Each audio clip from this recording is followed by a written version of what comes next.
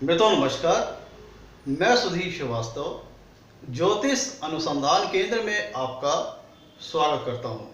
मित्रों, आप लोगों ने मेरे चैनल को अगर अभी तक सब्सक्राइब नहीं किया है तो जल्द सब्सक्राइब करें ताकि मेरे आगे आने वाले नए एपिसोड्स और वीडियोस की सबसे पहले आपको जानकारी मिल पाए। मित्रों, ज्योतिषीय योगों की श्रृंखला में आज हम बात करेंगे राज राजेश्वर राजयोग के विषय में। राज राजेश्वर राजयोग एक श्रेष्ठ फल देने वाला योग है। जैसे कि नाम से ही प्रतीत हो रहा है, ये एक राजयोग है। इसको राजयोग की संज्ञा दी गई है और राजयोगों में भी एक उत्तम और श्रेष्ठ राजयोग है जो कि बहुत ही श्रेष्ठ और उत्तम फल प्रदान करता है।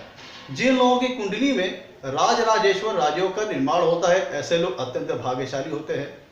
वो समाज में एक समृद्धशाली सुखी जीवन व्यतीत करने वाले होते हैं। उनके पास मान सम्मान, अच्छी पद और प्रतिष्ठा होती है। वो समाज में एक महत्वपूर्ण अपना स्थान रखते हैं। उनके पास पावर होती है, अथॉरिटी होती है। सभी प्रकार के सुखों के संसाधन उनको अपने जीवन में प्राप्त होते हैं। उनका मन कोमल होता है, वो चंचल स्वभाव के होते हैं और कह लीजिए कि उनके पास सभी जितने प्रकार के सुखों के संसाधन होते हैं वो उनको अपने जीवन में प्राप्त होते हैं। वो एक सुखी और संपन्न जीवन व्यतीत करने वाले होते हैं। राज राजेश्वर योग सूर्य ग्रह और चंद्रमा के कारण इस योग का निर्माण होता है। तो सूर्य ग्रह जो कि हमारी आत्मा का कारक है, हमारे अंतर्मन को दर्शाता है। हमारे प्रथम भाव का कारक भी सूर्य को ग्रह को कहा गया है, जिसके चलते व्यक्ति काफी ज्ञानवान होता है और काफी पावरफुल होता है, अथॉरिटेटिव होता है और उसकी कद काठी काफी अट्रैक्टिव होती है, पर्सनालिटी काफी अट्रैक्टिव होती है। सूर्य और चंद्रमा ग्रह के चलते राजराजेश्वर योग का निर्माण होता है। और सूर्य ग्रह हमारे आत्मा का कारक है, चंद्रमा मन का कारक है। सूर्य की वजह से व्यक्ति महत्वाकांक्षी होता है। उसका व्यक्तित्व काफी आकर्षक होता है, पर्सनालिटी काफी अट्रैक्टिव होती है, उसकी पर्सनालिटी काफी प्रभावशाली होती है।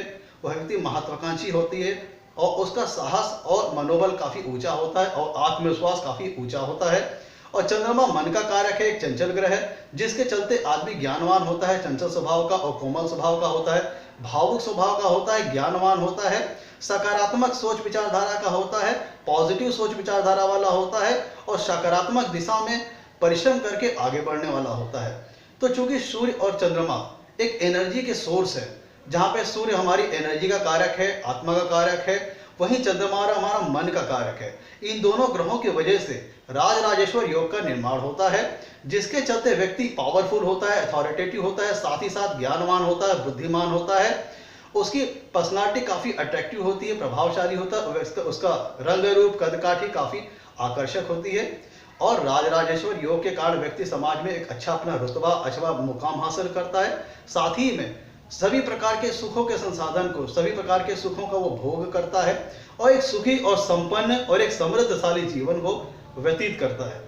अब हम बात करते हैं कुंडली में राज राजेश्वर योग का निर्माण कैसे होता है, क्या इसकी परिभाषा है, क्या इसकी डिफिनीशन है। मित्रों, राज राजेश्वर योग एक उत्तम और श्रेष्ठ फल देने वाला राजयोग बताया गया है और राजयोगों में भी एक उत्तम और श्रेष्ठ राजयोग बताया गया है। ये राजयोग जो बनता है, राज राजेश्वर राजयोग, ये सूर्य की वजह से और चंद्रमा की वजह से बनता है। जो इसकी परिभाषा ग्रंथों में जो बताई है, विद्वानों ने कहा है इसकी डिफिनीशन के अंतर्गत कि राज राजेश्वर योग में सूर्य जो रहेगा वो मीन राशि में रहेगा। ध्यान दीजिएगा, जो राज राजेश्वर योग की जो परिभाषा बताई गई है उसके अंतर्गत इसकी डिफिनीशन है कि सूर्य रहेगा मीन राशि में कुंडली में और चंद्रमा अपनी स्वराशि कर्क राशि में रहेगा। अगर चंद्रमा अपनी कुंडली में अपनी स्वराशि कर्क राशि में स्थित है और सूर्य जातक की कुंडली में मीन राशि में स्थित है और दोनों ही कुंडली के किसी शुभ स्थान पर हैं, तब जाकर के कुंडली में राज राजेश्वर राजयोग का निर्माण होता है। ध्यान दीजिएगा, इसकी परिभाषा दो ग्रहों से मिलकर बनी हुई है, सूर्य और चंद्रमा, और दोनों ही जीवन में एनर्जी के घोतक हैं, एनर्जी के सोर्स हैं। तो इसकी परिभाषा यह बताई गई है कि चंद्रमा जो कि मन का कारक है, माता का कारक है, वो कुंडली में अपनी स्वराशि कर्क राशि में होना चाहिए और साथ ही साथ सूर्य अपनी कुंडली में, जातक की कुंडली में मीन राशि में स्थित होना चाहिए और दोनों ही किसी कुंडली में किसी शुभ भाव में होना चाहिए, तब जाकर के कुंडली में राज राजेश्वर योग का निर्माण होता है। वो आपको समझाने के लिए, एक उदाहरण के लिए मैंने एक सैंपल चार्ट लिया हुआ है जो कि कर्क लग्न का है और मैं यहाँ पे जो भी सिद्धांत बता रहा हूँ वो सभी लग्नों में एप्लीकेबल है और यहाँ पे मैं जो भी सिद्धांत बताऊंगा उसे आप अपनी कुंडली में अपने लग्न के अनुसार उसे मैच करके देखिएगा। अगर सिद्धांत मैच कर रहा है तो इसका मतलब आपकी कुंडली में राजराजेश्वर योग का निर्माण हो रहा है। तो जैसे कि राजराजेश्वर योग की जो परिभाषा विद्वानों ने बताई है ग्रंथों में, उसके अंतर्गत चंद्रमा अपनी स्वराशि का कर्क राशि का और सूर्य गुरु की स्वामित्व वाली मीन राशि में होना चाहिए। मतलब चंद्रमा रहेगा तो कर्क राशि में और साथ ही साथ सूर्य रहेगा तो मीन राशि में, जो तो इसके चलते राजराजेश्वर योग का निर्माण होगा। ध्यान दीजिएगा, सूर्य और चंद्रमा दोनों ही एनर्जी के सोर्स है हमारे जीवन में। जहाँ पे सूर्य हमारे को मनोबल प्रदान करता है, आत्मबल प्रदान करता है, महत्वाकांक्षा प्रदान करता है, जीवन में आगे बढ़ने के साहस की शक्ति प्रदान करता है। वहीं पर चंद्रमा हमारे मन को चंचलता, कोमलता, भावुकता प्रदान करता है और बुद्धिमत्ता प्रदान करता है।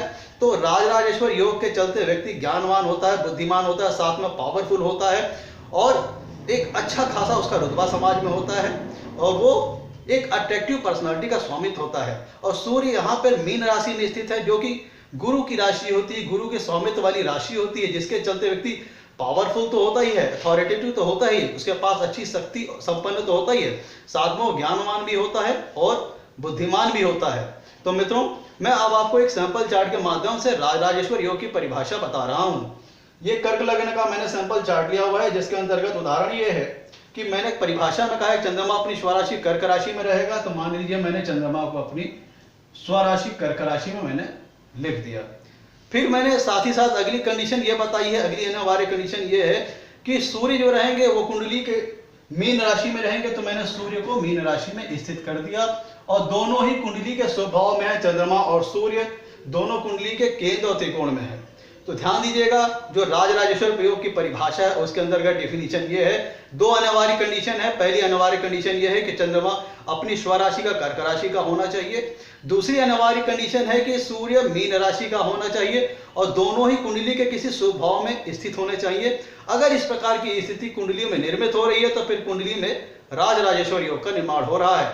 तो प्रस्तुत एग्जाम्पल में देखिए, चंद्रमा अपने केंद्र में स्थित है और सूर्य त्रिकोण में स्थित है, तो दोनों ही कंडीशन पूरी हो रही है और दोनों ही चंद्रमा और सूर्य केंद्र और त्रिकोण के भाव में है, इसलिए कुंडली में राजराजेश्वर योग का निर्माण हो रहा है। जैसे मैंने आपको बताया, अगर कुंडली में राजराजेश्वर योग का निर्माण हो रहा है तो व्यक्ति पावरफुल तो होता ही है, साहसी तो होता ही है, हिम्मती तो होता ही है, पराक्रमी तो होता ही है, साथ ही साथ ज्ञानवान होता है, बुद्धिमान होता है, उसकी पर्सनालिटी काफी अट्रैक्टिव होती है, उसकी बोलचाल काफी प्रभावशाली होती है, वो अपनी व्यक्तित्व से, अपनी बोलचाल की कला से बड़ी आसानी से दूसरे लोगों को अपने प्रभाव में ले लेता है, प्रभावशाली होता है।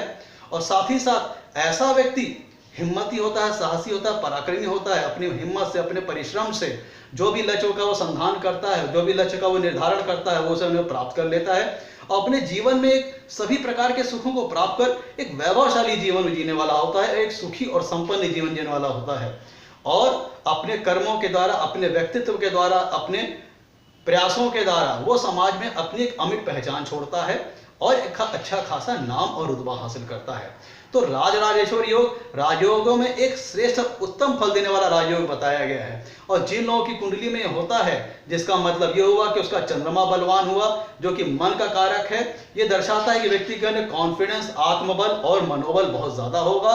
और सूर्य का मीन राशि में स्थित होना, जो कि गुरु के स्वामित्व की राशि है, ये दर्शाता है कि व्यक्ति पावरफुल तो होगा, साथ ही साथ ज्ञानवान भी होगा, बुद्धिमान भी होगा, जिसके चलते व्यक्ति एक मिक्सचर होगा बुद्धिमत्ता का और ताकत का, साहस का और हिम्मत का, जिसके चलते व्यक्ति काफी प्रभावशाली होगा। और मित्रों, आपसे कहना है आज के लिए इतना ही। आपसे कहना है मेरे वीडियो को लाइक करें और मेरे चैनल को सब्सक्राइब करें, ताकि मेरे आगे आने वाले वीडियोस की आपको सबसे पहले जानकारी मिल पाए। धन्यवाद।